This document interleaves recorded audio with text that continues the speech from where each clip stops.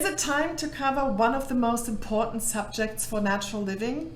I think it is. It is an area that can create an incredible impact on you and your family's overall well-being with a teeny tiny bit of change.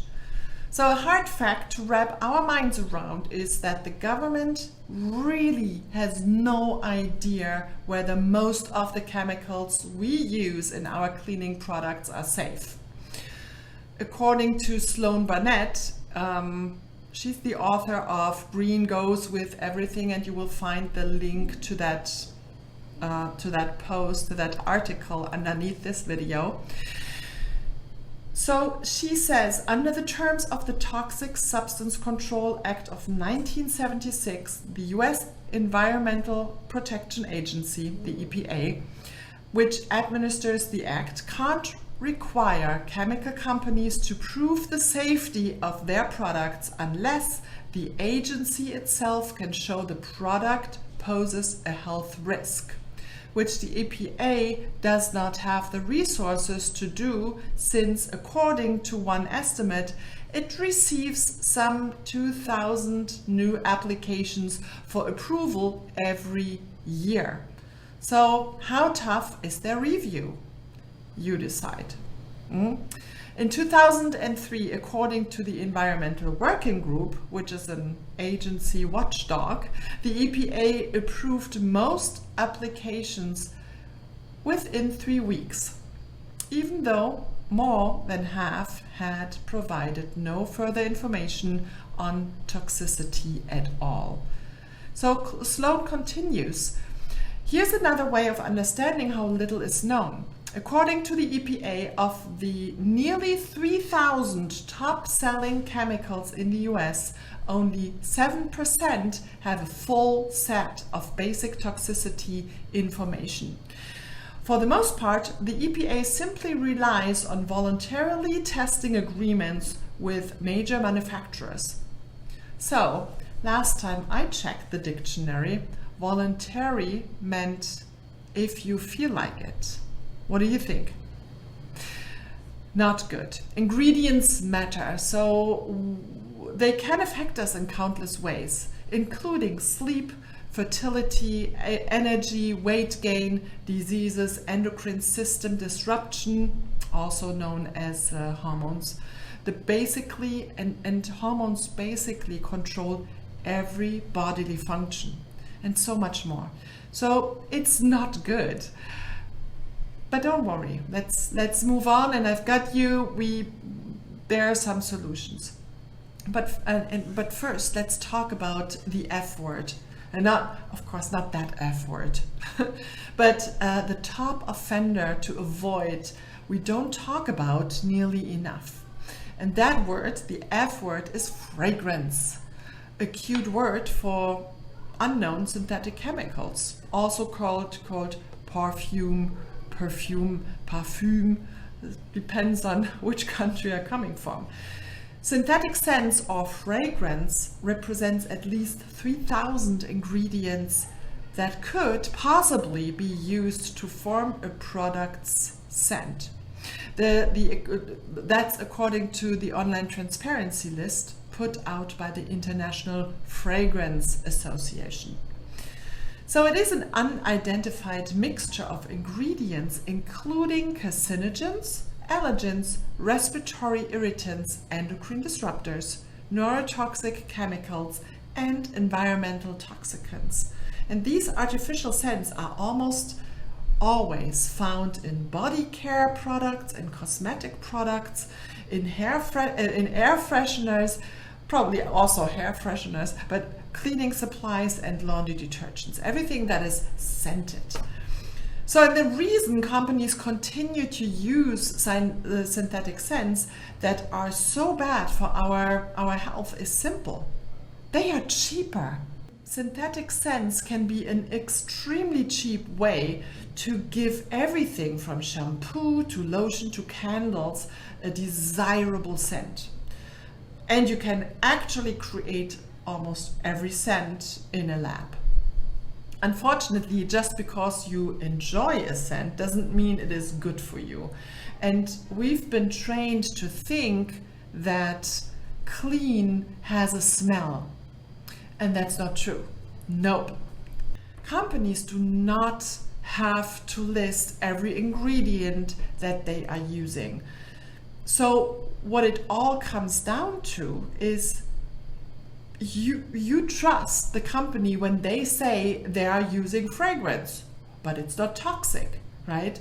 Fragrances are linked to so many health risks, and avoiding them is probably the #1 change you can make to reduce your family's exposure to toxins. It is therefore obvious to avoid all products that contain the F word or similar, right? Many of us don't have the time to check every label, but there are some few companies out there that make above organic certified essential oil based products where every product is worry-free and where you can actually trust everything they make. No more label checking. Okay, now on to the indoor air quality and an interesting study on air quality done in a hospital. And also the related article is linked in the description if you are interested in reading it in its entirety. But check out this one line from it. It is here. In the first 2 hours, the mean concentration of airborne bacteria and fungi was reduced by approximately 40% and 30 to 60%. The selected essential oil mixture was effective in reducing the microbial contamination of the indoor air. That is so cool, isn't it? And this study was done without knowing the quality of essential oils. But I know the quality of what I am using. And it's a great start to diffusing essential oils in your home and workplace, adding many benefits beyond improved indoor air quality. So here's another fact. According to the EPA, most spend about 90% of our time indoors. A growing body of scientific evidence has indicated that the air within homes and other buildings can be more seriously polluted than the outdoor air in even the largest and most industrialized cities.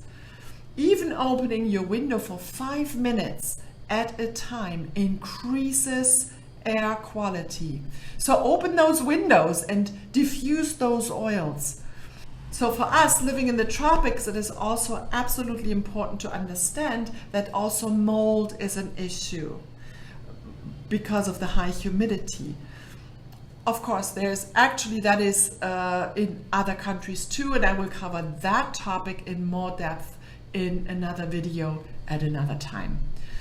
But as a little spoiler alert, you can do incredible good with atomizing and diffusing those oils. You just have to know what and why and how, okay? But that's a spoiler alert. So, okay, let's make a plan. Let's come back to where we were. There is no end to the tricks that endocrine disruptors can play on our bodies. So whether it's increasing production of certain hormones or decreasing the production of others, or imitating hormones, or turning one hormone into another, or interfering with hormone signaling, telling cells to die prematurely, binding to our critical hormones, and even accumulating in organs that produce hormones. So yeah, it's incredibly important to make a switch here. So, but how do you make the switch to products that are safer for you and your family?